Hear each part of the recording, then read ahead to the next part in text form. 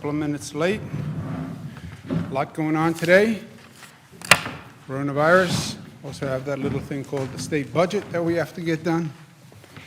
Let me give you an update on where we are. I think everybody knows everyone. To my far right, Dr. James Malatras. To my right, Dr. Howard Zucker. Melissa DeRosa, Secretary to the Governor. Robert Mejica, Budget Director, Numbers Maven Extraordinaire. Overall, the numbers continue to go up. We're still on our way up the mountain. The number of testing has increased. I'm very proud of this. More you test, the more negative, more positives. I understand that, but the more you test, the more good you're doing. The number of tested is up 15,000, 220,000 total people now tested. Positive cases are up to 7,900. Total cases 83,712. Down to one county that now doesn't have a COVID case. That's what you're going to see going all across the nation.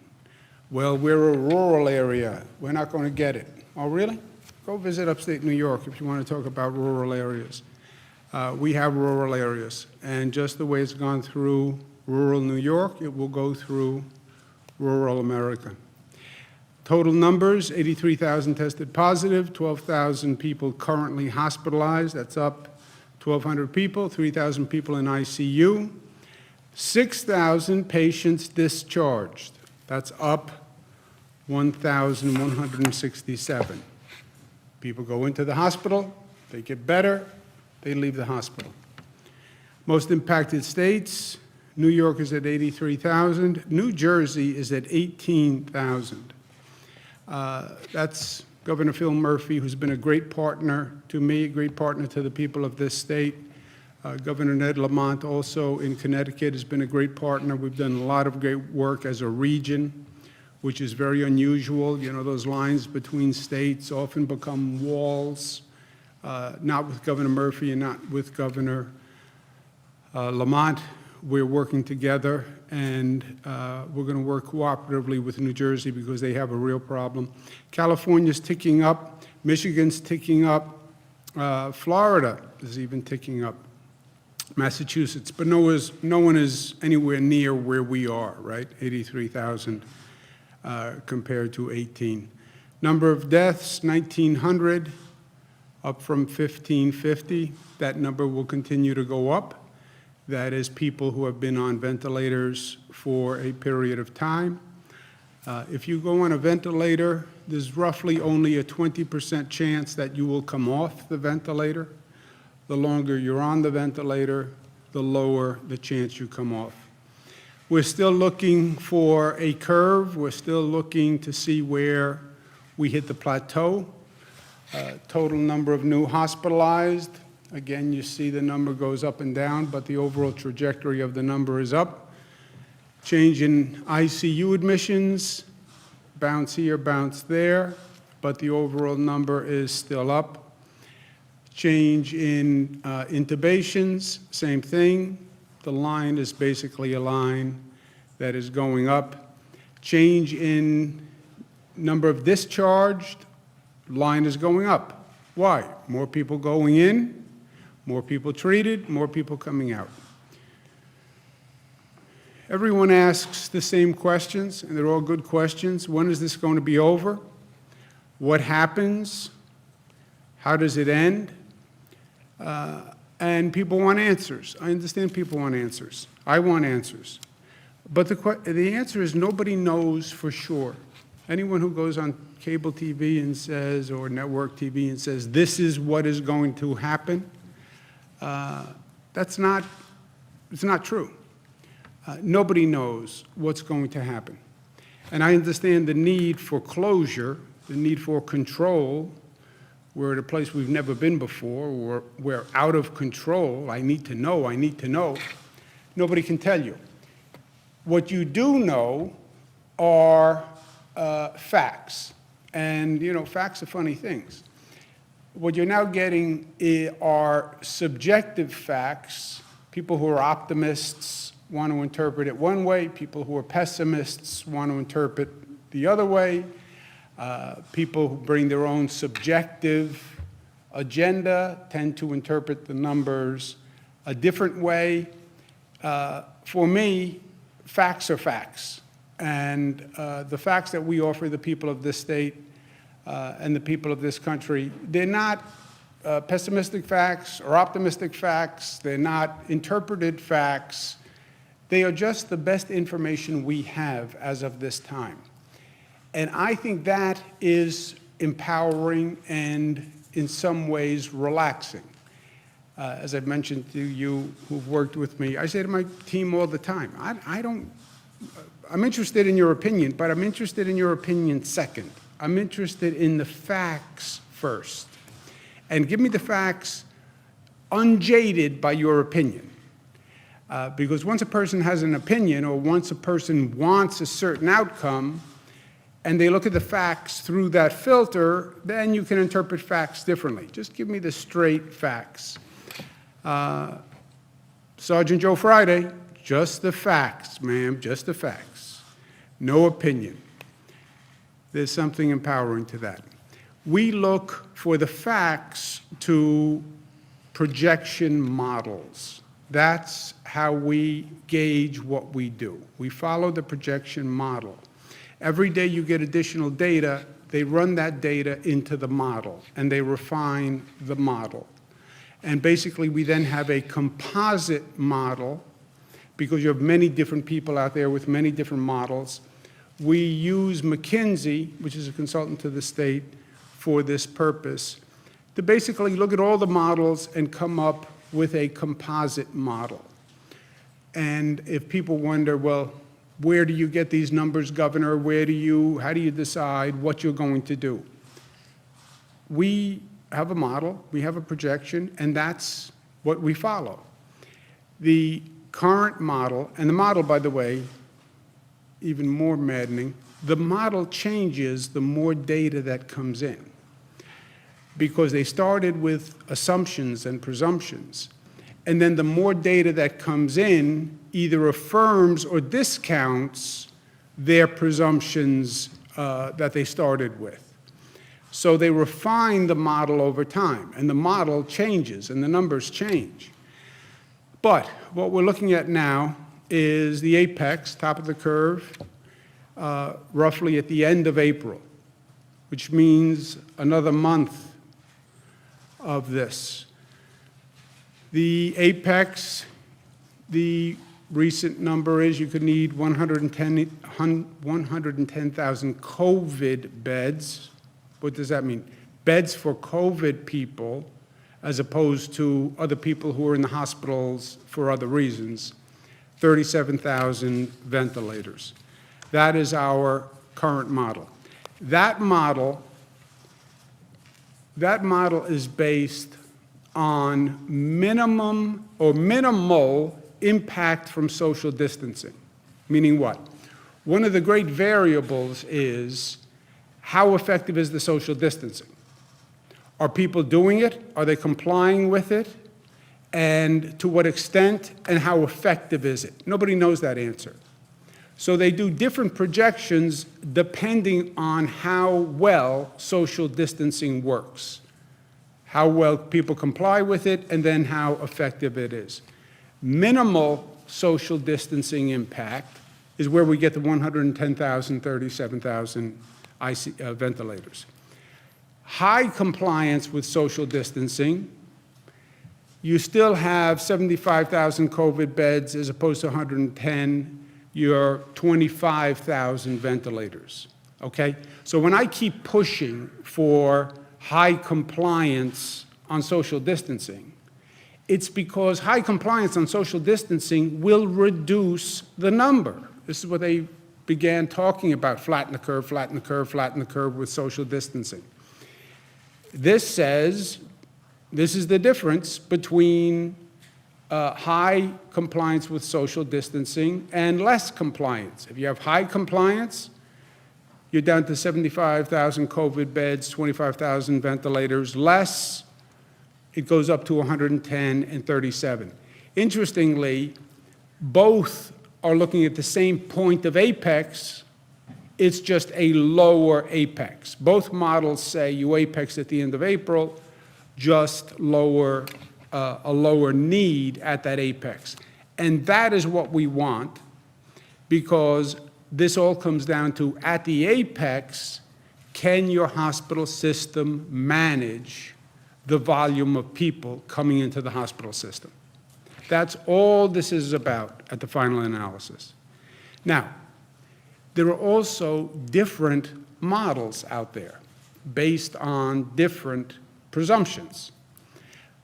People studied China, people studied Wuhan. Well, if you have the same compliance that you had in Wuhan, Wuhan basically just locked up society. I don't even know that if the federal government enacted the Wuhan model that the American people would comply. We have a totally different social structure, governmental structure.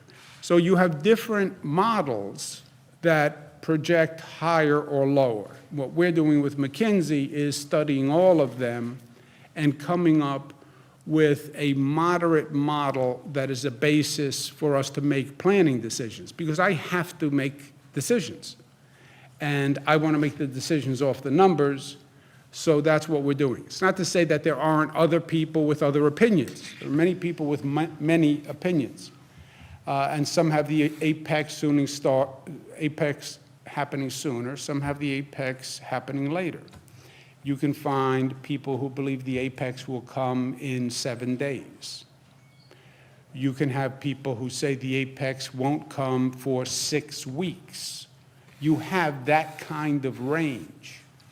You have a broad range on the number of beds. You have a broad range on the number of ventilators. Our course, for planning purposes, is a moderate model, because in truth, the higher models, we don't even have a chance at meeting that capacity anyway. You say over 110,000 beds. There is no possible way we could get there. So in some ways, an overly aggressive estimate doesn't even mean anything to us, because it's just unachievable. People ask, well, what's going to happen? And Dr. Fauci said yesterday or the day before, the days blend together, estimated 100,000 Americans may pass away. Some people have said 100 to 200,000 Americans may pass away before this is over. When is it over? When you achieve what they call herd immunity. How do you say 100 to 200? That's a broad range. Well, it goes back to the other point. Nobody really knows. But 100 to 200, you're saying a significant amount of people lose their lives. There is a group that is funded by the Gates Foundation, thank you very much, Bill Gates, that projects 93,000 Americans will lose their life by the time this is over. That model suggests 16,000 New Yorkers will pass away by the time this runs its course. My guess is, so when Dr. Fauci says 100,000, there are models out there that make these types of projections. And what would that mean to New York? That would mean about 16,000. Frankly, that would mean that New York is only 16% roughly of the number of deaths. I don't even understand that, since New York is so much higher right now. But what that does say to the rest of the nation is, this is not just New York. If you believe these numbers, 16,000 deaths in New York, that means you're going to have tens of thousands of deaths outside of New York. So to the extent people watch their nightly news in Kansas and say, well, this is a New York problem, that's not what these numbers say. It says it's a New York problem today. Tomorrow, it's a Kansas problem and a Texas problem and a New Mexico problem. That's why I say to my fellow governors and elected officials all across this country, look at us today, see yourself tomorrow. and let's address it in New York, and let's cooperate to address it in New York because it's going to be in your town tomorrow, metaphorically. And if we learn how to do it right here, or learn how to do it the best we can, because there is no right, it's only the best we can, then we can work cooperatively all across this country. The other thing this model says, people say, well, when is it over? 2 weeks, 3 weeks, 4 weeks? This model projects you're going to have a high death rate through July. If this model is correct, this could go through the summer. Now, other people talk about getting back to work, starting the economy, April, May, June. This model says it could go on through July. Now the questions become nuanced. Well, could you still be dealing with the virus and get the economy up and running and get people out of their homes? Yes, I think there are ways to do both. Not picking between human life and the dollar bill, because no one is going to pick a dollar bill over human life. But can you come up with a public health strategy that is consistent with people getting out of their homes and starting to get back to work? Yes, you can. My opinion is the best way to do that is to come up with a rapid testing procedure where people can test, they know who's positive, they know who's negative, and they know who can go back to work and come up with a test quickly, and they're starting, that is readily available, that people can do at home, so you can take the test, know where you are, and we can start ending this terrible situation that we're in. Also, you come up with testing and rapid testing. Not only do you get up and get the economy running, you end the anxiety. The anxiety is what is most oppressive here. Not knowing if I'm positive, if my friend is positive, if my loved one is positive, not knowing when this is going to end. The anxiety of dealing with this isolation day after day after day. It's like a bad Groundhog movie, you know? Day after day after day. When does it end? How does it end? I don't know. I'm out of control. I think that testing is going to be the best mechanism to try to work through that.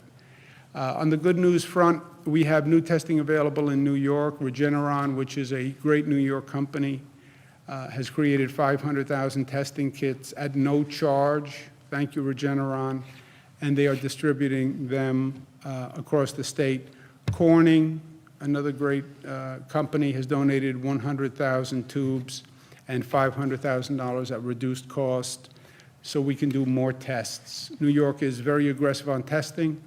We have been from day one, and we think that has helped us slow the spread of this virus. My favorite topic, young people must get this message, and they still have not gotten the message. You still see too many situations with too much density by young people. They can get it. They're putting their lives at risk. This can kill young people, rare circumstances, but it can. But you get infected, you give it to someone else. So think about somebody else. And I've said this 100 different ways. The compliance is still not where it should be. You saw the models on the differential in the compliance versus major compliance and minor compliance. So we're going to take more dramatic actions. We are going to close down the New York City playgrounds. I've talked about this for weeks. I warned people that if they didn't stop the density and the games in the playgrounds, you can't play basketball. You can't come in contact with each other. That we would close the playgrounds. I've spoken to Speaker Johnson from New York City, who feels very strongly about this, who did from day one.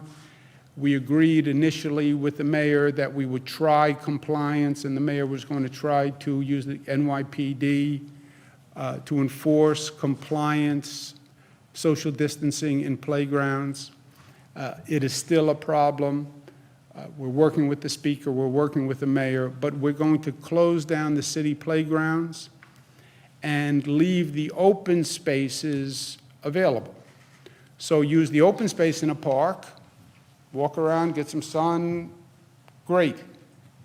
No density, no basketball games, no close contact, no violation of social distancing, period. That's the rule. Other good news, we are working with all the hospitals in the state to do something they have never done before, which is to act as one, to cooperate, to share supplies, share staff, support one another, shift patients among hospitals, which really has never happened to any great extent. And the hospitals have been very cooperative, and I want to thank them very much. In this war, we must plan forward for the next battle, meaning we have been behind from day one. This virus has been ahead of us from day one. You don't win a war that way. The next battle is the apex. The next battle is on the top of the mountain. You see that curve? You see a curve? I see a mountain. The next battle will happen at the top of that mountain. That's where it is going to be joined. And that's where the enemy either overwhelms our healthcare system, or we are able to handle the onslaught of the enemy at the top of that mountain. And that's what we're planning for every day. But I want to offer you a different perspective that I'm starting to think about, and I think we all should start to think about. As a society, beyond just this immediate situation, we should start looking forward to understand how this experience is going to change us, or how it should change us, because this is going to be transformative. It is going to be transformative on a personal basis, on a social basis, on a systems basis. We're never going to be the same again. We're not going to forget what happened here. The fear that we have, the anxiety that we have, that's not just going to go away. When do we get back to normal? I don't think we get back to normal. I think we get back, or we get to a new normal, right? Like we're seeing so many facets of society right now. So we will be at a different place. Our challenge is to make sure that transformation and that change is positive and not negative. Let's make sure we're taking the positive lesson and not the negative lesson. You could get wary of intimacy and contact and density. Social distancing, don't go near anyone. What a terrible thing to live with as a human being. What a cruel torture. Isolate yourself from other people. Be afraid of hugging someone. Just think how emotionally and personally repugnant that concept is, right? We crave human connection. And now we're being told that could be dangerous. You can't kiss, you can't hug, you can't hold hands. So how we come out of this and making sure that it's positive and not negative? How do we learn from this, and how do we grow from this, right? Society life, you will get knocked on your rear end. You will deal with pain, you will deal with death, you will deal with setback, you will deal with suffering. The question is, how do you get up? Well, first, do you get up? And second, if you get up, how do you get up? Do you get up smarter? Do you get up wiser? Or do you get up bitter? And do you get up angry? And do you get up fearful? We are in control of that. And we have to start to think about that. And we also have to be smarter from what we went through. How do you make the economy more resilient? What happens when something like this happens again? And something like this will happen again. Oh no, this is a once in a lifetime, never again. Something like this will happen again. We're seeing it in the environment, we're seeing it with floods, we're seeing it with hurricanes. Something like this will happen again. You can't just turn off the economy like a light switch. How do governments work together? You can't figure it out on the fly, what the federal government does, what the state government does, what the local governments do. Figure it out before. Learn the lessons from this. Telemedicine and teleeducation. We have to close the schools. Well, why weren't we ready with a teleeducation system? Why weren't we better at telemedicine? Why didn't we have that capacity rather than having people wait on all these lines to come in to get the same basic diagnosis and the same basic advice? Why don't we have medical supplies made in this country? Why are we shopping in China for basic medical supplies?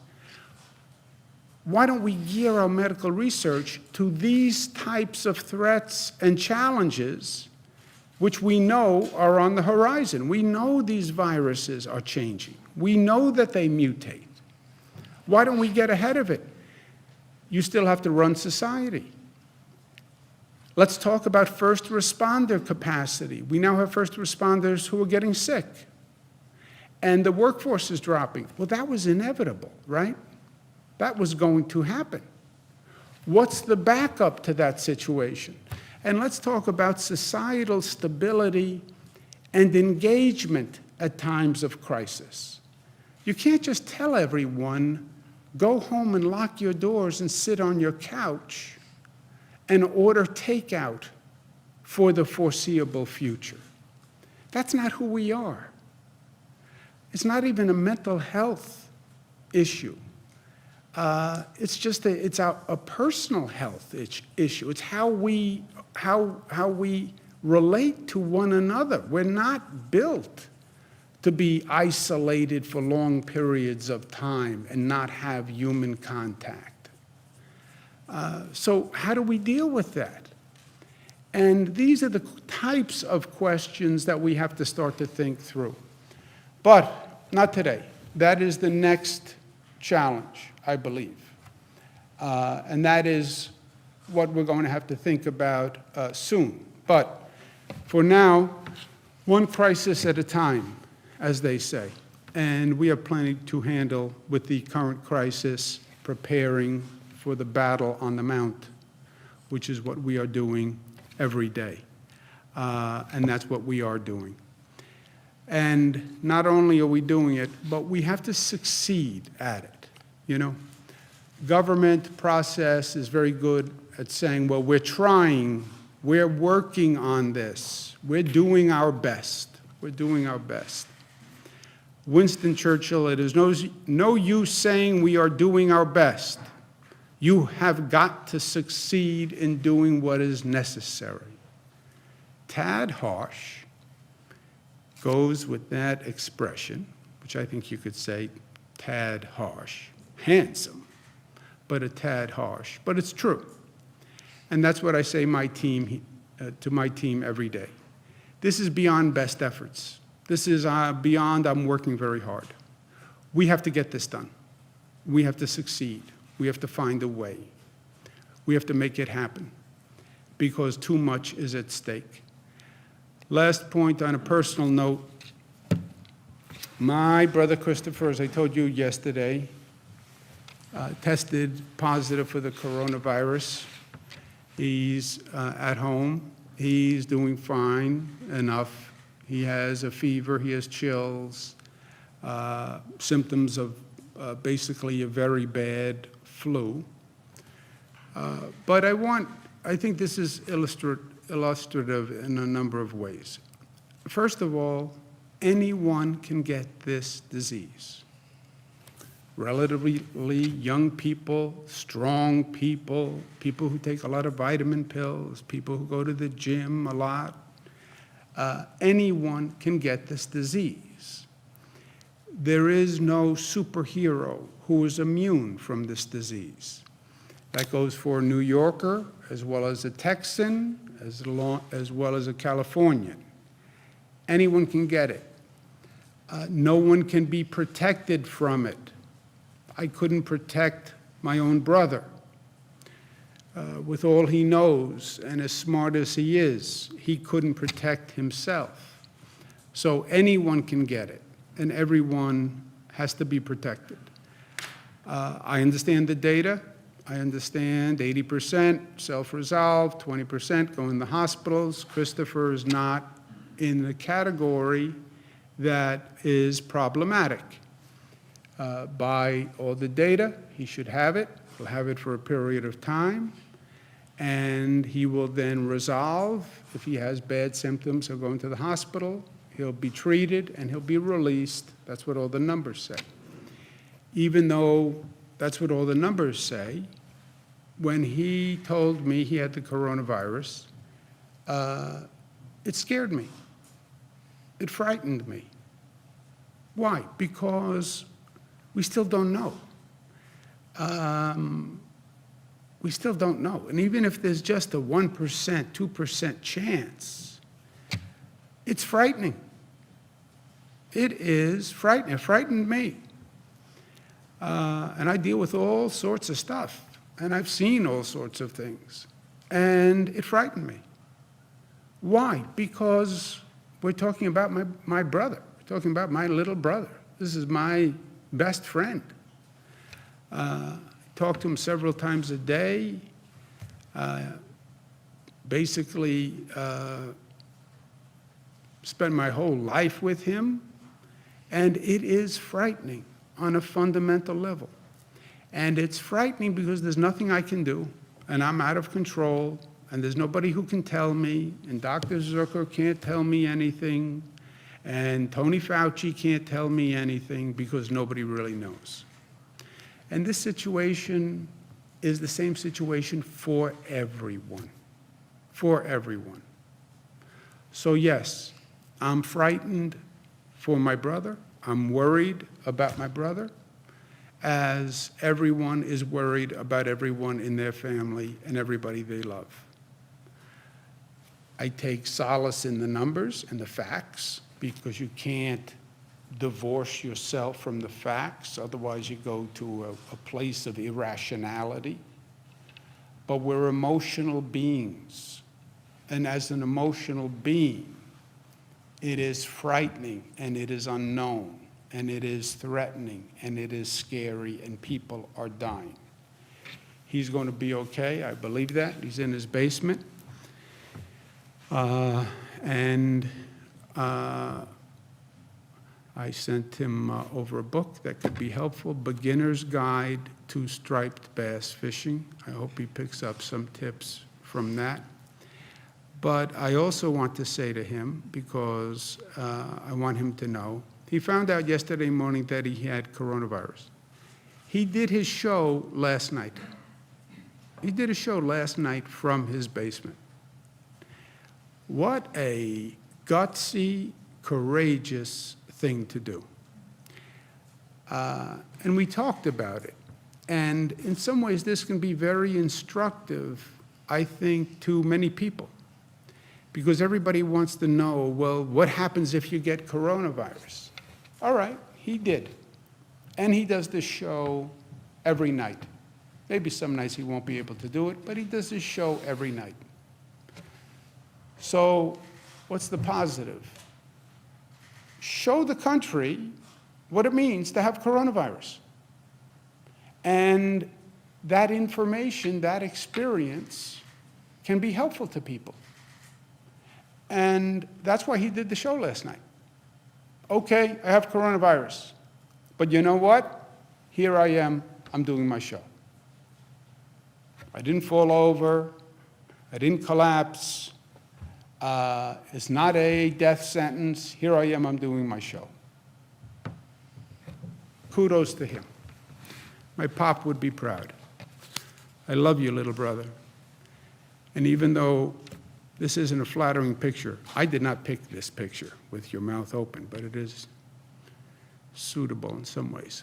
Any questions, comments? Governor, policy for posthumous testing of suspected cases.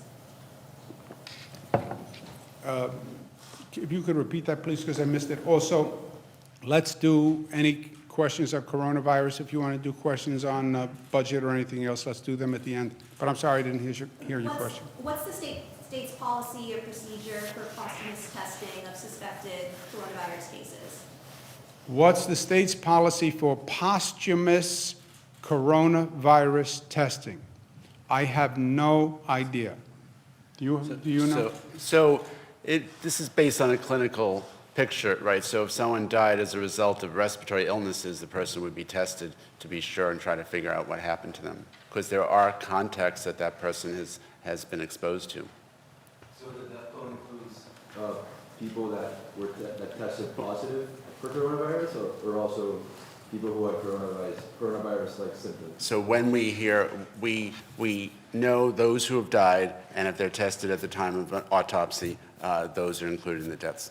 Governor, can you confirm that there were some patients who were moved from New York City to Albany Medical Center, and I believe also Ellis Hospital as well last night? Were there patients who were moved, coronavirus patients moved from New York City to Albany Med? Yes. And we've talked about, this is one state, this is one family of New York, this is one family of the United States of America, by the way. We support one another in two ways. Staff from upstate hospitals will be going to downstate hospitals because one of the real critical situations are staff shortages and staff exhaustion. So upstate staff will come help the downstate hospitals, and downstate hospitals who are at overcapacity can transfer patients to upstate. Is it safe to move COVID patients who are being It depends on the patient. But if they're in a place where the hospital can't treat them, then it's better to move them and be in a hospital setting where they can get treated. So if we're doing this now, does that mean that the downstate hospitals are full? I know that the DOH has data on beds, including ICU beds. Can you make that available? And also, if you said 110,000 beds for COVID, what is the total capacity? Is it still 140,000? About 140. 110 for COVID would suggest you have 30,000 non-COVID patients. We tried to bring down the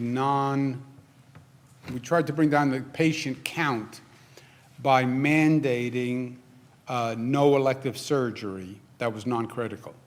So people are not going into the hospital right now to have a hip replacement unless they really need it. They're not going in for any type of elective surgery. So it brought the number of patients down so we could get more COVID patients in. The transfer from New York City, the New York City Hospital to Albany Medical was more of a one-off situation, which had been individually arranged. We are now, Department of Health is now coordinating all transfers.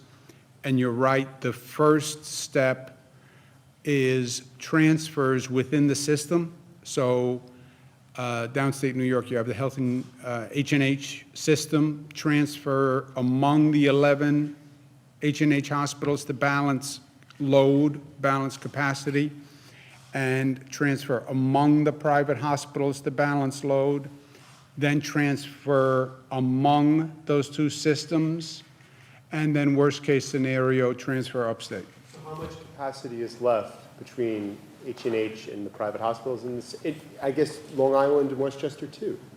Yeah, they are not at capacity now. It depends on how fast that curve goes up.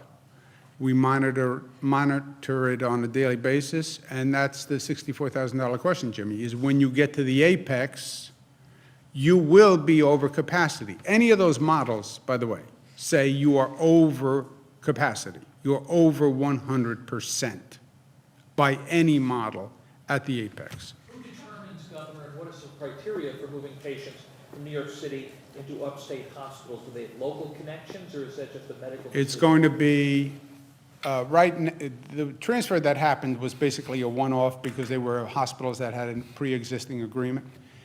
But what will happen going forward, the battle on the Mount, will be capacity. You fill all the downstate hospitals, and you're over capacity on all the downstate hospitals. You then have Javits Center as a relief valve. You have that ship, the Comfort, as a relief valve. But they only take non-COVID patients. You try to transfer to Long Island. If Long Island is at capacity, then you move upstate. It's a pure capacity issue, pure systems management issue. Previously, in contemporary hospitals in New York and the You had suburbs, several New Yorkers sort of shoulder to shoulder watching the ship come into New York. What more can the city do to make sure that people are staying inside?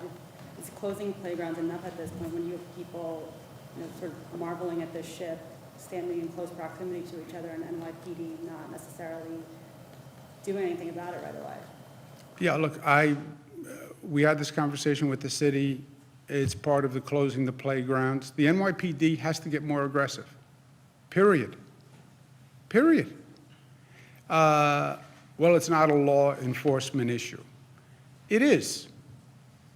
And by the way, if you're going to force me into a position where I have to mandate it and make it a law, a social distancing law that, which I think is absurd, but it has to be enforced. First, how reckless and irresponsible and selfish for people not to do it on their own.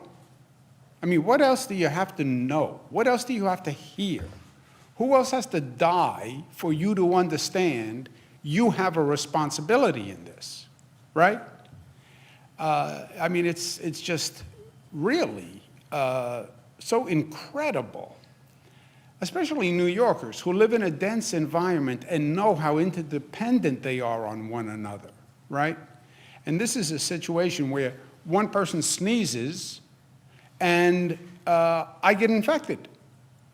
So our own social responsibility, the individual responsibility, the civic duty.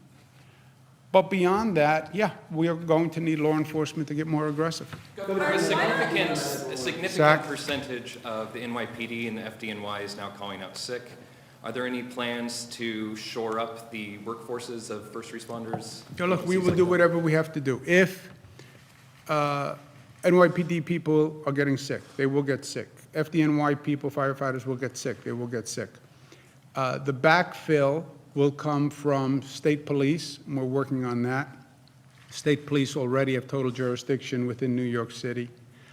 Second, we could deputize police officers from upstate communities to serve in New York City, if we get to that point.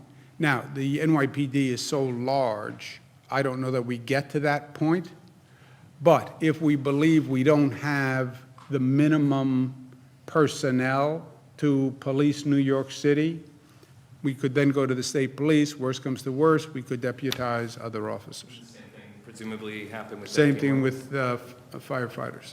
How many volunteer medical workers have been assigned to New York hospitals already, and which ones? How many volunteer medical, well, first, the hospitals, we have a pool of about 78,000? It's 82,000 right now. We have a pool of 82,000 people who say they want to help. We then route them to the hospitals. The hospitals basically will employ them.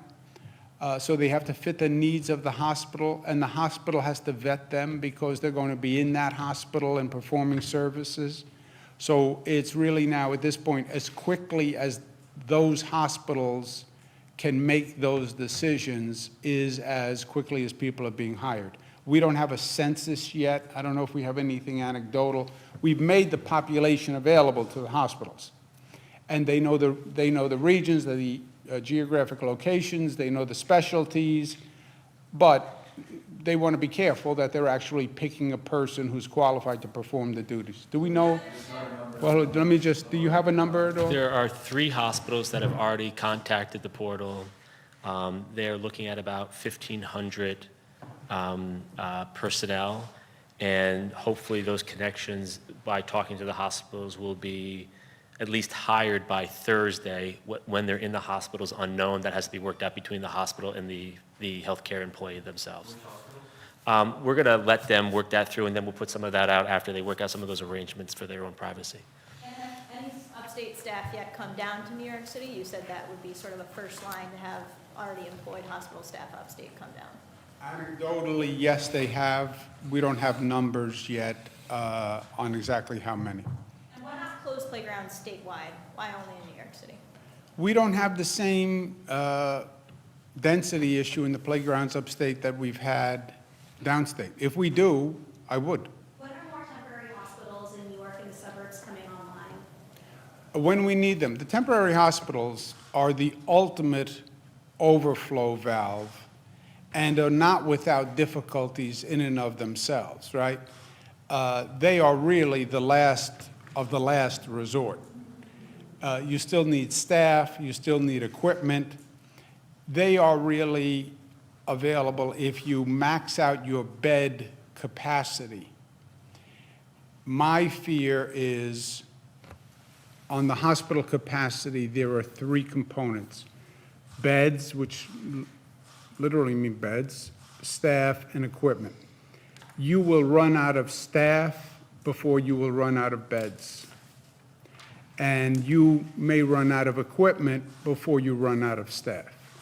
That's the situation we're in. Governor, what do you make of religious charities like Samaritan's Purse running temporary hospitals in New York City? Anybody who can help, God bless. Governor, on the federal stockpile of ventilators and other medical equipment, I'm not sure if you saw the story in Politico about USAID having issues sending our supplies to other countries while the federal government was ostensibly sending people to go to other countries to look for supplies, and some of the confusion there. The mayor of Chicago has said that she is skeptical of the federal government's being completely honest with her about the stockpile. Do you think when you speak with President Trump and other folks at the White House and the federal government, do you think they're being completely honest and truthful with you about the stockpile? I don't know what they have in the stockpile. I only know what I read. And look, I was in the federal government. I don't even know, is there one stockpile? Are there multiple stockpiles? I don't know. Do I think the federal government has enough in the collective stockpiles, enough in their possession to meet the need? I don't know, but I pray that they do, because that is the only option.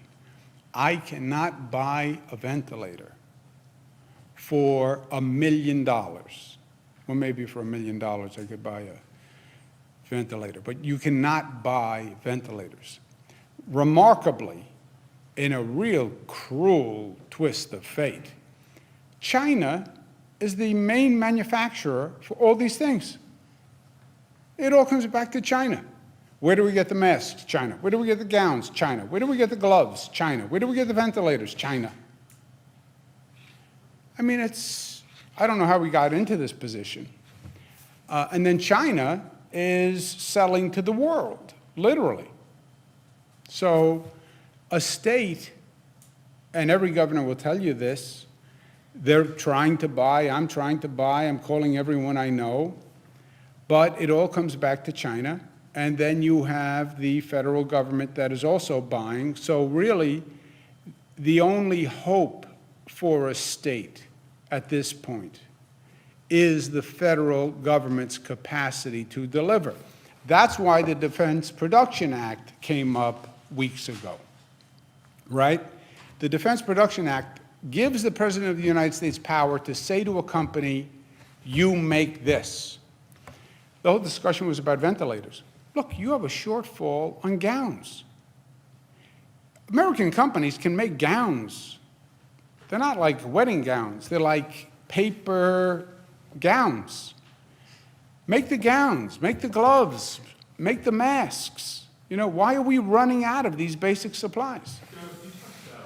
We need to maybe rethink some systems. Does this make you more of an advocate for something like either a universal basic income or maybe a single payer, centrally managed health system, which is kind of what you're doing now? I don't know, Jimmy. I think it's even more basic than that. How do you keep the economy running? See, no system will work if the entire economy is closed down. Universal basic income, who's supposed to pay, you know, if nothing is working? The federal government just increased unemployment to 600, you know, it would. Yeah, they're just printing money, but, you know, there's only so long you can print money. You can keep the printing press running, but ultimately, there has to be some revenue being generated somewhere. How do you have a resilient economy? How do people really work from home if you could plan it and design it and you had anticipated this moment? What would we have done differently? That's my point. I don't have the answers. I'm just saying today, we have to pose the questions. Right now, we're in the middle of the crisis, and we're treating this hospital management problem. That's what we're all doing, right? We're all trying to manage hospitals. That's what this has come down to. And enforcing social distancing. That's it. But we have to start to think about, this is going to be over at one point. And what did we learn, and what should we learn, and how does it change us, and how does it transform us, and what do we want to take from this that's positive? I have not thought through any of that, because I'm still preparing for the critical engagement on the battle on the top of the mountain. Let's take one more question. Who hasn't asked the question? Sir. Yeah, thank you. I have a question regarding the McKinsey model that you showed us. And the numbers are with high compliance social distancing. So do you have the numbers with low compliance social distancing? And if so, I mean, I guess the end of April apex would be delayed, right, by how much? The apex is not delayed, interestingly enough. Jim, do you want to speak to this while I look for the slide? Right, the apex, the timing is still the same. It's the severity of the spread, right? This is all about social distancing, so it's limiting the exposure to as many people as possible. So the more you can distance from one another, the less exposure there is.